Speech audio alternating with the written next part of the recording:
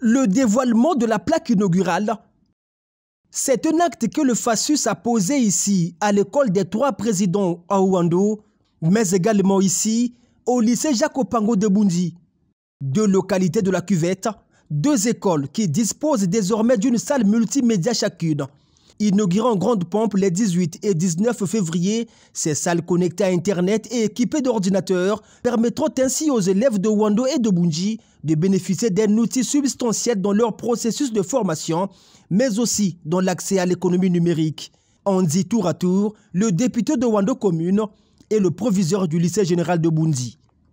Cette salle multimédia, conçue avec soin et équipée du matériel de qualité, incarne l'engagement du gouvernement de la République à offrir aux élèves et aux enseignants un environnement de travail et d'apprentissage moderne et stimulant.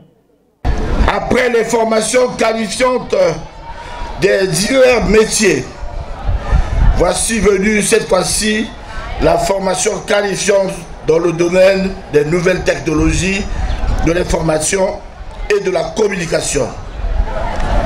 Un outil très efficace d'apprentissage aux nouvelles technologies, car la pratique est le meilleur moyen d'acquérir les compétences dans ce domaine. Des centres multimédia scolaires, c'est le fruit de la vision du Fonds d'accès aux services universels de communication électronique. Une vision du gouvernement pour la réduction, sinon l'élimination de la fracture numérique au Congo.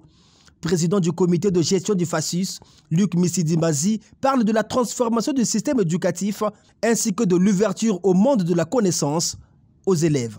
Nous ouvrons une nouvelle ère d'apprentissage où les élèves pourront explorer, découvrir et développer des compétences indispensables dans un monde en constante évolution.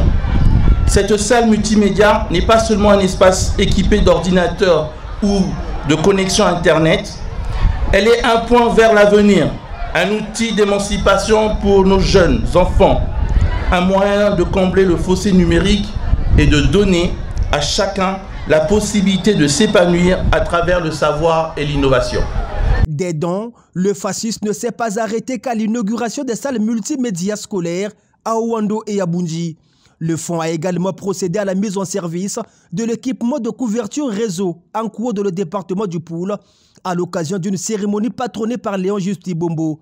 La connexion de cette zone à la téléphonie mobile est un symbole important, le signifie le ministre en charge de l'économie numérique. Le sens que je donne à cette inauguration, c'est la feuille de route que nous avons reçue. La feuille de route, c'est l'engagement du président de la République matérialisé dans le PND 2022-2026 qui a fait de l'économie numérique le 5e engagement de son projet de société. Et aujourd'hui, un co, il y a plus qu'un sens.